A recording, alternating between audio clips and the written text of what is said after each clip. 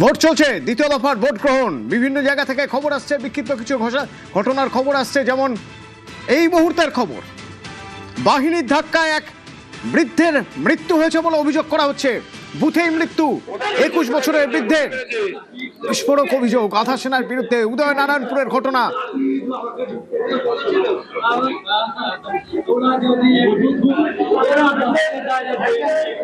বৃদ্ধের ছেলে বৃদ্ধের দেহের পাশে বসে কাঁদছেন।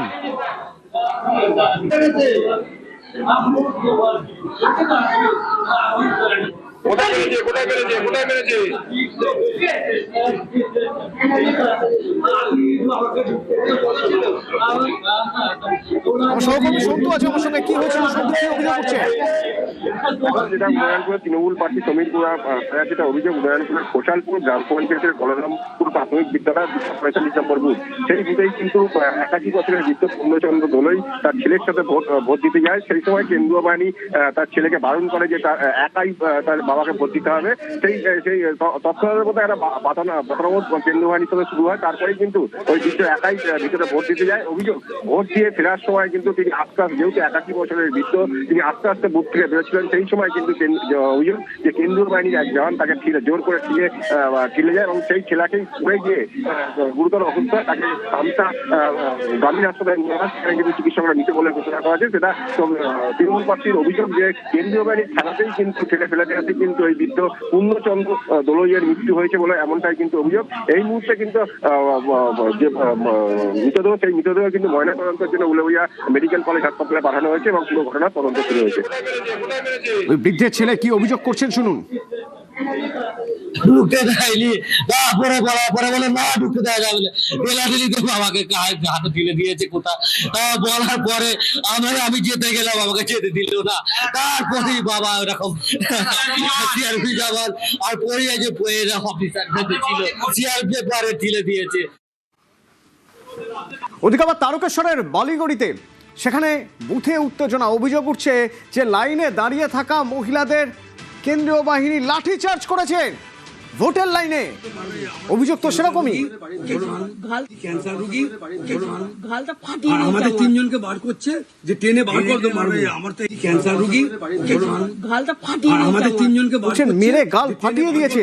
আমার তো ক্যান্সার রোগী অভিযোগ করছেন রানা বালিগড়িতে বুথে কি এমন হয়েছিল, কি অভিযোগ উঠছে?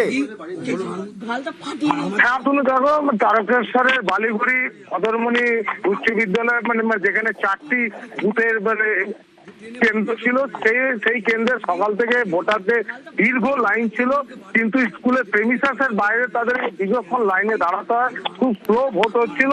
সেই নিয়ে ভোটাররা যখন অভিযোগ জানাতে যায় কেন্দ্রীয় বাহিনীকে কাছে যে তাদের অন্তত ছায়াতে রাখা দাঁড় করানোর ব্যবস্থা করো, সেই নিয়ে উত্তেজিত হয়ে পড়ে কেন্দ্রীয় বাহিনী। তারপর তারা বেধড়ক লাঠিচার্জ করে ভোটারদের, মহিলাদের তাদের মারধর করায়।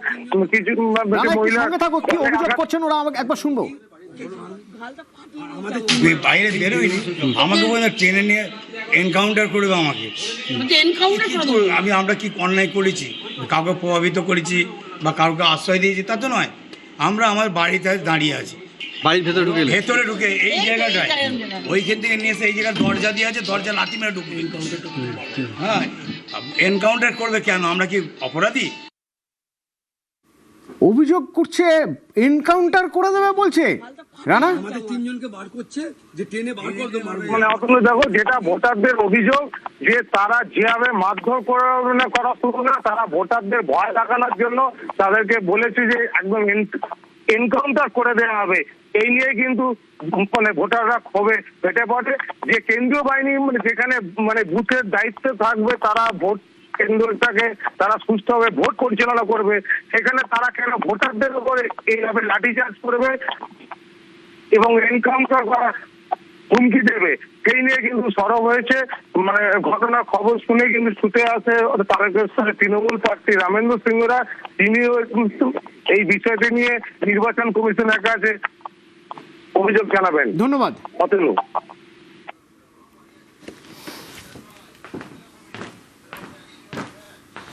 ওদিকে পানিহাটিতে তৃণমূলের ক্যাম্প ভাঙচুর, আহত তৃণমূলের 3 মহিলা কর্মী। বিজেপি এবং কেন্দ্রীয় বাহিনীর বিরুদ্ধে অভিযোগ। পানিহাটি 105 নম্বর বুথ।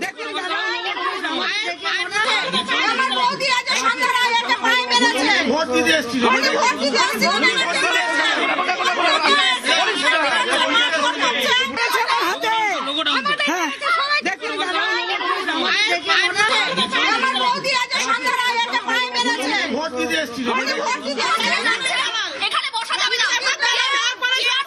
খাবার দিয়ে আমরা বসেছিলাম, আমরা খাবো বলে সেই খাবার ছুঁড়ে আপনারা গিয়ে ওখানে কভার করুন।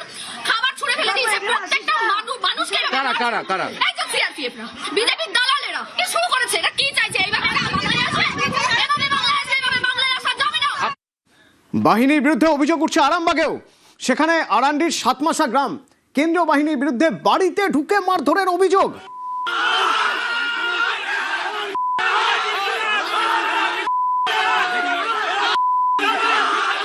তৃণমূল কর্মী সমর্থকদের বাড়িতে ঢুকে মারধরের অভিযোগ উঠছে। আরান্ডি 173 নম্বর বুথ।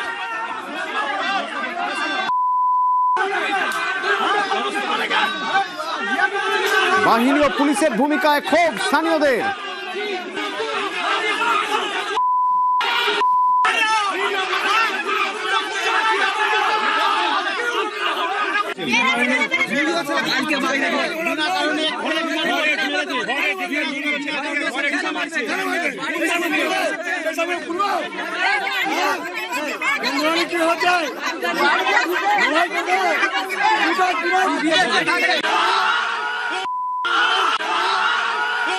আরান্ডি 173 নম্বর বুথ এলাকায় বাড়িতে ঢুকেছে কেন্দ্রীয় বাহিনী। পুলিশ বাড়িতে ঢুকে মারধর করেছে অভিযোগ উঠছে।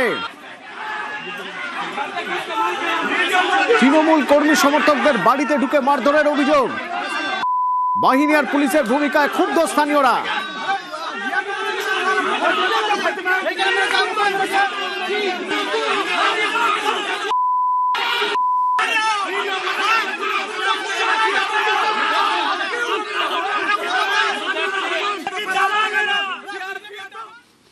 ওদিকে তৃণমূলের এজেন্টকে মারধরে উত্তেজনা ছড়িয়ে পড়ে।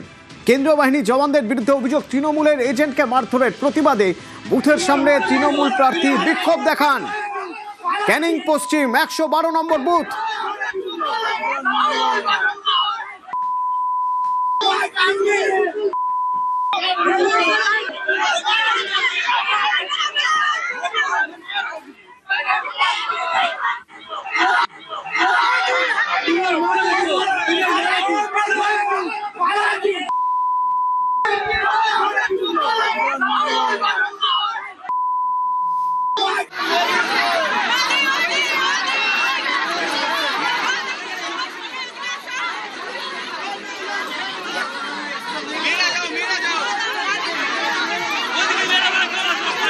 তৃণমূলের এজেন্টকে মারধরের উত্তেজনা, কেন্দ্রীয় বাহিনীর জওয়ানের বিরুদ্ধে অভিযোগ। ক্যানিং পশ্চিমের 112 নম্বর বুথে প্রতিবাদে বুথের সামনে তৃণমূল প্রার্থীর বিক্ষোভ।